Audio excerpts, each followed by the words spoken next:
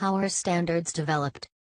In this lesson you will be introduced to the standardization process, the development of standards, participation in the development of de jure standards, how standards are structured, and the most common types of standards documents. Standards are prepared at various levels. Some standards are developed for national purposes, others are developed and published for the European region. Furthermore, there are standards, which are used globally. National standardization organizations are responsible for preparing national standards and participating in European and international standardization. Each European country has its own national standardization organization, which is responsible for developing national standards and participates in the European as well as international standardization. De jure European standards are developed and published by the European Committee for Standardization, (SEN), the European Committee for Electrotechnical Standardization, (CENELEC), and the European Telecommunications Standards Institute, (ETSI). They act as a cooperation organization for the national standards bodies of all the European and European Free Trade Association countries. SEN has over 30 member countries. SEN and CENELEC are international non-profit associations that are officially recognized as European standardization organizations alongside the European Telecommunications Standards Institute. SEN and CENELEC member countries are obliged to adopt each European standard as a national standard. They also have to withdraw any existing national standard that conflicts with a new European standard. All of the European standards that have been approved and adopted by SEN or CENELEC are therefore automatically accepted and recognized in all of the member countries of SEN and CENELEC.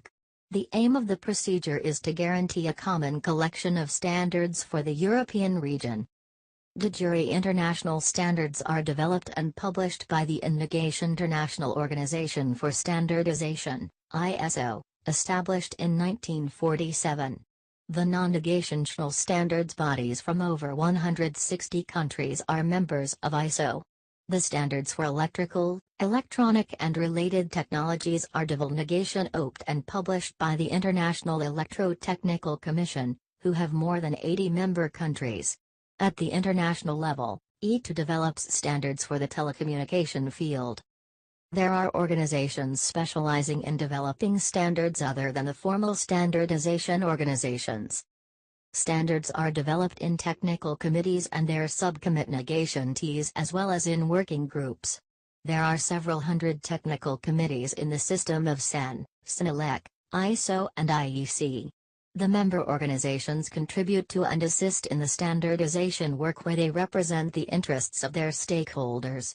All member organizations have the right to participate in the work of all the committees and can nominate experts to the working groups. In the course of international committee work, member bodies can be designated P, participating members or O, observing members. Drafting a standard goes through a certain path from a draft standard to the phase of a public consultation, balloting, publishing and finally the implementation of a standard. Standardization is open to everybody. The easiest way to find out about ongoing standardization activities and to get involved in standardization is to contact your national standardization body. The member bodies create mirror committees for the committees and areas of national interest. A mirror committee is a standardization group that gives the national stakeholders an opportunity to gain insight and participate in European and/or international standardization from a national level with a national perspective and in the national language. Following standardization in your field of interest helps you to anticipate any forthcoming changes. See below the details of the different levels of involvement in the standardization arts development process. Becoming a member of a National Mirror Committee. Membership of a National Mirror Committee offers the possibility of following standardization work from the very beginning and gives a chance to have a say in the national communications. It is possible to get involved with the work of mirror committees through national standardization bodies. Becoming a delegate in a technical committee. As a delegate, you represent your national mirror committee and thus your country in the European or International Technical Committee. Becoming a member of working groups. As a member of a working group, you can take part in the development of the contents of a standard. Members of the working groups also deal with the comments gathered from each participating country during public consultations, and decide on eventual changes. The working groups can be joined through national standardization bodies. Submitting comments at the public consultation stage. All draft standards must go through a public consultation, during which anyone interested in the matter can approve or disapprove the draft standard content with technical or editorial comments. One can have different roles in committees and working groups. Here are some examples of key roles. An expert is a person nominated as a member of a working group or a technical committee by the National Standardization Organization. An expert participates in the technical writing of standards. The working group convener is the person responsible for the administration of a working group, meeting arrangements, acting as a chair of the meetings and delivering documentations. His or her task is to help the experts find a sufficiently wide consensus on subjects. He or she also reports on the achieved work to the technical committee. A delegate is nominated by a national standardization organization, which he or she represents in the meetings of the technical committee. A delegate participates in creating a multinational consensus and decision-making as a representative of her own country.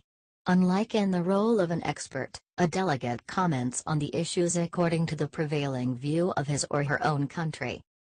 The chair of a technical committee has the overall responsibility for the management of a committee. He or she must take all the members' views equally into account by then leading the work towards the consensus of all the stakeholders.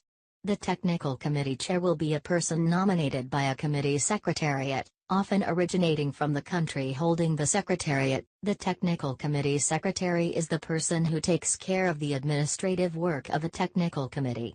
He or she takes also care that the committee work is carried out according to the current rules. In questions of substance, the technical committee secretary has to act in a neutral way with no connections to national views.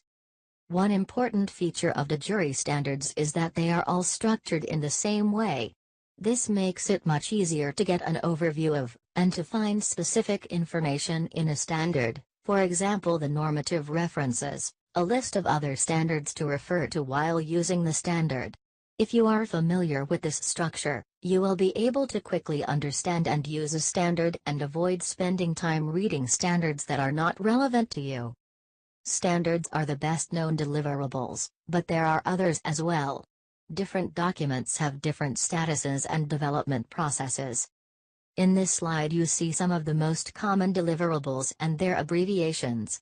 For a more detailed list, see the Annex A of your textbook, detailed description of the standardization process in Senator. Each standard is given an identification number by the Secretariat of the European or International Standardization Organizations.